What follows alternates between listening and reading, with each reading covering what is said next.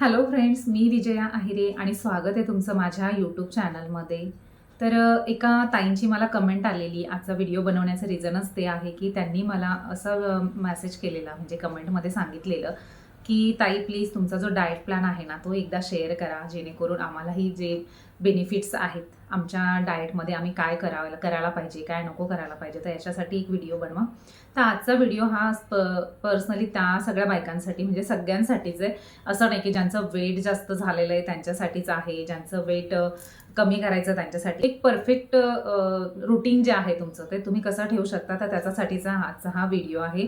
तर सर्वात प्रथम माझं असं डाएट प्लॅन वगैरे असं काहीच नाही आहे स्पेशली, पण तरीही माझ्या ज्या काही गोष्टी आहेत मी ठरवून ठेवलेल्या आहेत की हां, माझ्या लाईफमध्ये मला एक खाण्याचा पोर्शन किती ठेवायचा आहे, काय खायचं आहे, काय नाही खायचं आहे, काय किती क्वांटिटीत खायचं आहे, काय किती क्वांटिटीत नाही खायचं आहे, ह्या सगळ्या गोष्टी ज्या आहेत मी त्या ठरवून ठेवलेल्या आहेत. तर तेच मी आता तुमच्यासोबत शेअर करते आहे.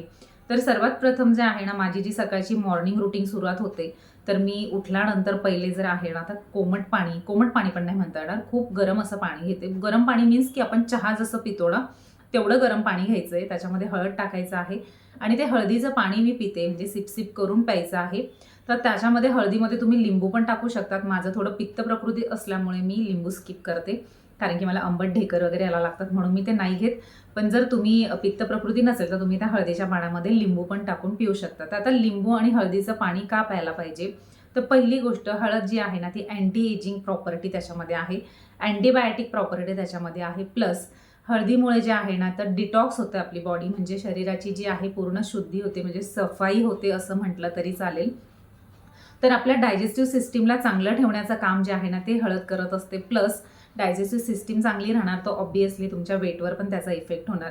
आणि हळदीमुळे काय होतं माहिती आहे का, कोमट पाण्यात तुम्ही हळद जेव्हा पितात तेव्हा आपोआपच ते फॅट बर्निंगचं काम करायला लागतं, कारण की सकाळी जेव्हा तुम्ही उठतात आणि हळदीचं पाणी प्यायलेलं असतात तर तुम्ही वर्किंग असतात, म्हणजे काहीतरी काम करत असतात. तर तुम्ही काम करत असताना काय होतं की ते हळदीचं जे पाणी आहे ते गरम पाणी, ते तुमचं मेटाबॉलिझम चांगलं ठेवण्याचं काम करत असतं, फॅट बर्न करत असतं, कारण की सकाळी पोटात काहीही नसतो, अन्न नसतं, त्याच्यामुळे ते ऑटोमॅटिक ते फॅट बर्निंगचं काम होत असतं.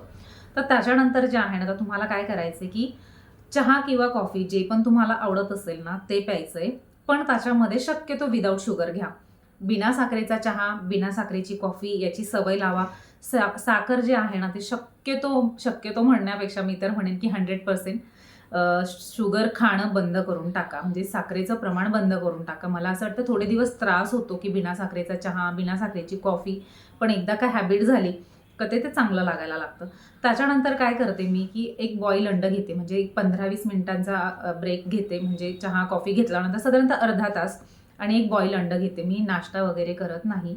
तर बॉईल अंड एवढ्यासाठी की बॉईल अंड्यामुळे काय होतं, तुम्हाला जो प्रोटीनचा इंटेक आहे तुमचा, बायकांना शक्यतो आहे ना, शक्यतो म्हणण्यापेक्षा प्रोटीन तर पाहिजेच असतं आपल्याला, कारण की आपले जे हाडं आहेत ना ते खूप एज जसं जसं वाढायला लागतं ना तसं हाडं खूप ठिसूळ व्हायला लागतात. तर कॅल्शियमची जी कमतरता आहे ती कंप्लीट करण्यासाठी, प्रोटीन इंटेक जो आहे तो वाढवण्यासाठी जो आहे ना, तर एक बॉईल अंड खायला सुरुवात करायची. रोज कमीत कमी एक बॉईल अंड खाण्याची सवय लावून घ्यायची. आणि जे व्हेजिटेरियन आहेत तर ते म्हणतील आता की व्हेजिटेरियन असेल तर त्यांनी काय करायला पाहिजे, तर त्यांना मी एवढंच सांगेन की कमीत अर्धा ग्लास दूध घ्यायला सुरुवात करा. अर्धा ग्लास, एक ग्लास तुम्हाला आवडत असेल तर त्याच्यातही चिमूटभर हळद घाला आणि मग ते दूध प्यायला सुरुवात करा. नाश्ता करत जाऊ नका. त्याच्यानंतर तुम्हाला काय करायचं, 11:30-12 वाजेपर्यंत छान जेवण करून घ्यायचंय.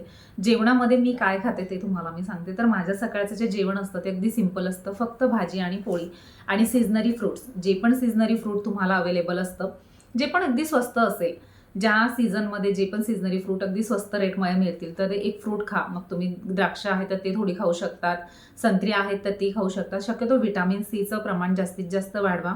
व्हिटॅमिन सी खूप गरजेचं असतं शरीरासाठी. तर व्हिटॅमिन सीमध्ये तुम्हाला संत्री आल्या, त्याच्यानंतर बीट आलं, बीट पण तुम्ही खाऊ शकता जेवणाच्या वेळेस. तर जे पण सीझनरी फ्रुट्स आहेत ना ते दुपारच्या जेवणामध्ये भाजी पोळी आणि एक एक जे पण सीझनरी फ्रूट असेल ते तुम्ही खाल. त्याच्यानंतर तुम्हाला काय करायचं, बायकांना युज्युअली काय असते ना, सवय असते की दिवसभर जर घरात जरी असल्या किंवा ऑफिसमध्येही जाणाऱ्या असल्या तर ते काहीतरी पर्समध्ये टाकून घेऊन जातात की आपल्याला थोडंसं काहीतरी खाता येईल म्हणून. तर दिवसभरामध्ये ही जी खाण्याची सवय ना, अनवॉन्टेड फूड इंटेक घेणं बंद करा पूर्णपणे. त्याचं रिझन असं की जेवण झाल्यानंतर आपल्या शरीराला काहीही गरज नसते की तुम्ही एक्सेस काहीतरी फूड त्याला द्यावं, तेलच जाणार आहे. तर तसंच काहीतरी शरीराचं असतं की तुम्ही जे पण फूड इंटेक एक्स्ट्रा देत असतात ना शरीराला, त्याची ॲक्च्युली नीड नाही आहे. त्याच्यामुळे ते पूर्णपणे बंद करा. जे तुम्हाला दुपारच्या वेळेस क्रेव्हिंग होतं काहीतरी खावं, ते स्टॉप करायचं आहे. जेवण झाल्यानंतर काहीही खायचं नाही आहे. ही हॅबिट पहिले बंद करायची आहे. त्याच्यानंतर काय करायचं, 4-4:30 वाजता तुम्हाला थोडासा चहा, कॉफी प्यावीशी वाटते, तर तेही तुम्ही बिना साखरेची प्या. स्टार्टिंगला तुम्हाला नाही होते तर कमी साखरेची प्यायला सुरुवात करा. कमी साखरेची पिता ऑटोमॅटिकच हॅबिट होऊन जाईल की बिना साखरेची पण प्यायला लागाल.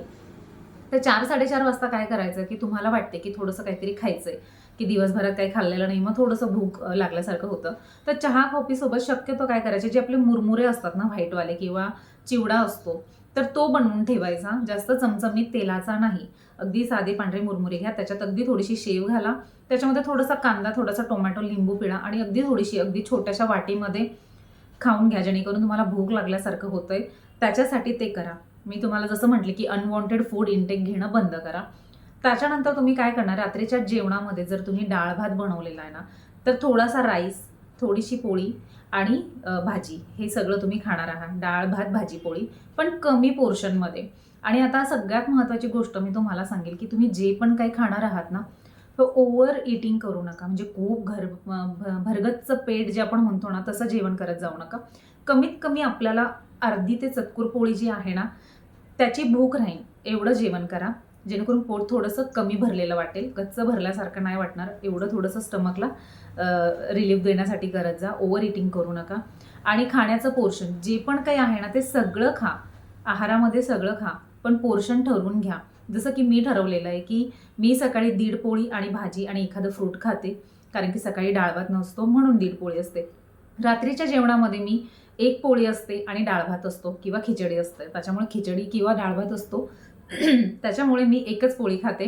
त्याच्यावरती मी आहार घेत नाही. तर हे माझं ठरलेलं पोर्शन आहे की कितीही टेस्टी जेवण असू दे, मग ते नॉनव्हेज असू दे, व्हेज असू दे, कितीही आवडीचं असू दे, तर मी ते लेस क्वांटिटीमध्ये खाण्याची जी सवय लावलेली किंवा जे कमी पोर्शनमध्ये खायची सवय लावलेली ना, त्याच्यामुळे जे आहे ना, तर माझं वेट जे आहे ते खूप जास्त वाढतच नाही. खूप जास्त वाढवणे म्हणण्यापेक्षा मी मेंटेन ठेवते की ओके, इथपर्यंतच ठेवायचं आहे आणि ते तसंच राहतं, नाही वाढत वेट. आणि सगळ्यात महत्त्वाची गोष्ट मला तुम्हाला सांगावीशी वाटते की गोडचं जे प्रमाण आहे, गोड पदार्थ पूर्णपणे स्किप करून टाकत जा. कधीतरी थोडंसं क्रेव्हिंग होतंय म्हणून एखादा छोटासा बाईट चॉकलेट किंवा छोटासा बाईट म्हणून केक, हे सगळं खा, पण खूप खाऊ नका. कारण की गोड जेवढं तुम्ही खाणार ना, तर तुमचं वेट लॉस होणार नाही. गोड पदार्थामुळे वेट वाढत राहतं, कॅलरीज वाढत राहतात. आता हे पण सेलिब्रिटी जरी बघतो ना आपण, तर त्यांच्या जेवणामध्ये गोड पदार्थ नसतातच असं म्हटलं तरी चालेल. इवन ते ब्लॅक कॉफी पितात, ब्लॅक टी पितात, पण विदाऊट शुगर. शुगरचा इंटेकच नसतो त्यांच्या जेवणामध्ये किंवा आहारामध्ये. म्हणूनच त्यांची जी फिगर असते ती ॲज इट इज असते. जास्त म्हणजे वर्कआउट करायची त्यांना गरज नाही पडत. तर तुम्ही जर वर्कआउट करत नाही आहे, एक्सरसाइज करत नाही आहे, तर ॲटलीस्ट जेवण प्रपोर्शनमध्ये करायला शिका. जर तुम्हाला वेट लॉस करायचंच असेल, एक्सरसाइज करायचा कंटाळा येत असेल, तर जेवण कंट्रोलमध्ये करा, कमी पोर्शनमध्ये करा. आणि एवढंच सांगता येईल मला तुम्हाला की बस. आणि एवढं सांगेन मी तुम्हाला या व्हिडिओमधून की माझी ही सगळं जो डाएट प्लॅन जर तुम्ही फॉलो केला, तर 100% तुम्हाला रिझल्ट मिळणार आहे. 100% तुमचं वेट जर खूप गेन झाले ना, तर ते कंट्रोलमध्ये राहील, अजून वाढणार नाही. ज्यांना वेट कमी करायचं आहे त्यांना वेट लॉससाठीही हे सगळे जे टिप्स आहेत त्या कामी येतील. आणि सगळ्यात महत्त्वाचं म्हणजे की मला आता कमेंट्समधून सांगायला लागल्यात तुम्ही की मी कुठले व्हिडिओज बनवले पाहिजेत, कुठले व्हिडिओज मी सांगायला पाहिजे, तुम्हाला कुठले प्रॉब्लेम्स आहेत ते पण शेअर करा. कमेंटमध्ये सांगत चला की मी अजून तुम्हाला कुठलं प्रॉब्लेम आहे, त्याच्यावर काही सोल्युशन हवं आहे का, तर ते पण मी तुम्हाला देण्याचा प्रयत्न करेल. त्याच्यावरही व्हिडिओज बनवत जाईल.